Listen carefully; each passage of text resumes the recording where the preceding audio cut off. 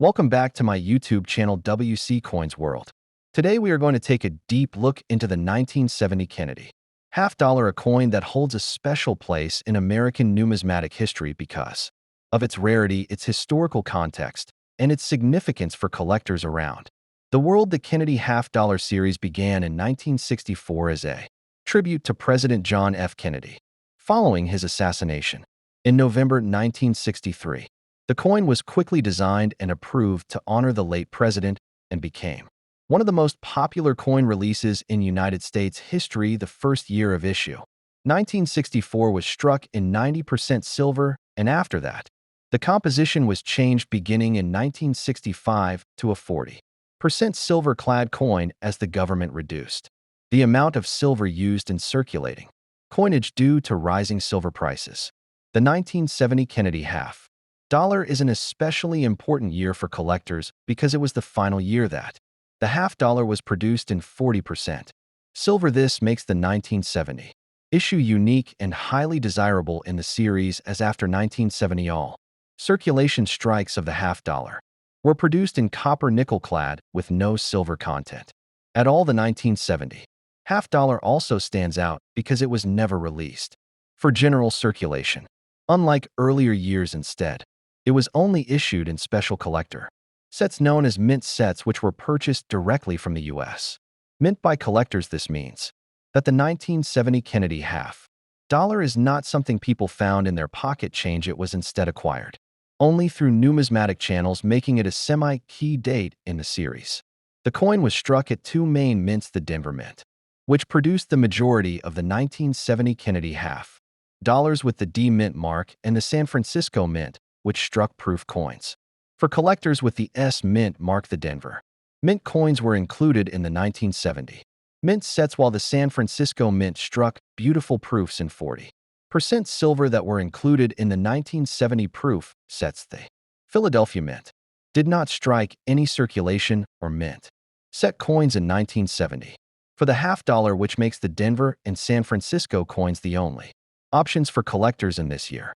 When studying the 1970 D Kennedy half dollar, collectors often note its limited mintage compared to other years with just over 2 million struck, which is extremely low compared to the tens of millions of half dollars struck in other years. This low mintage, combined with its silver content and its lack of circulation release, makes it one of the most sought-after dates in the entire series. The 1970 S proof Kennedy half dollar also carries significant importance, with just over 2 million proof coins struck, making it desirable to proof collectors and silver enthusiasts alike.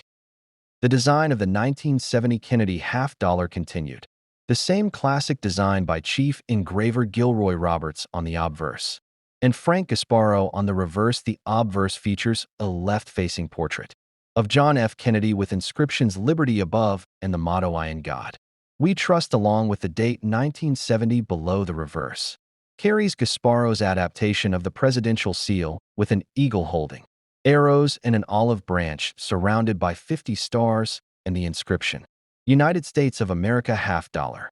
The importance of the mint mark in 1970 is something every collector pays close attention to. The Denver Mint coins bear the D Mint mark, while the San Francisco proofs carry the S Mint mark. These small letters placed on the obverse just below Kennedy's neck are critical in identifying the origin of the coin and in differentiating between mint set and proof issues for collectors.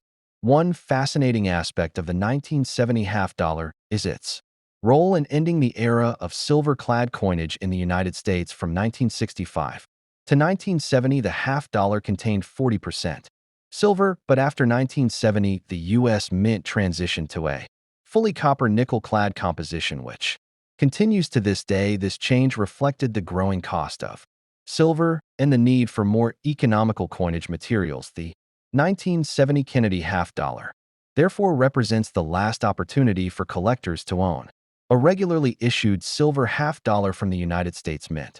The scarcity of the 1970 D Kennedy half dollar in circulation has also fueled its demand over the decades. Many collectors regard it as one of the key dates in the Kennedy series, especially for those building complete sets. The fact that it was only available through mint sets means that many of these coins have been preserved in high grade, making them especially attractive to numismatists who enjoy building sets of pristine coins. The proof issues from San Francisco are also notable for their deep cameo finishes, which display frosted devices against mirror-like fields, giving them striking visual appeal.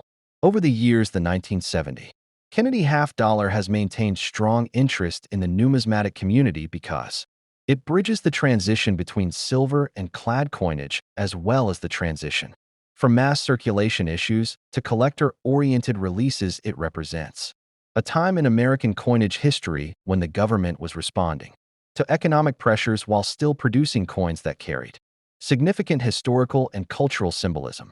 Collectors often place a premium on the 1970 half dollar not only for its silver content, but also for its historical context and its relatively low mintage compared to other issues. When compared to earlier silver-clad issues such as 1965, 1966, and 1967, which had massive mintages, the 1970 stands out as far more limited, making it a highlight for any Kennedy half-dollar collection.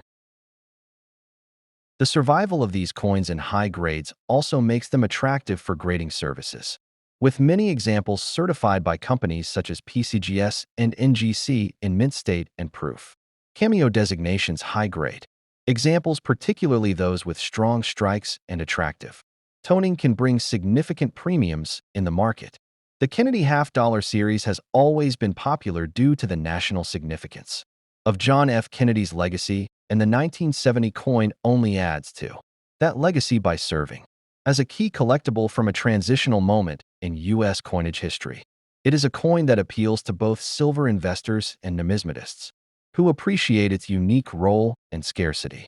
As time goes on, the 1970 Kennedy half-dollar continues to be a cornerstone in the series and a coin that many collectors strive to add to their sets, whether it is the 1970D mint set issue or the 1970S proof. These coins represent the end of an era and stand as lasting tributes not only to President Kennedy but also to the evolution of U.S. coinage policy.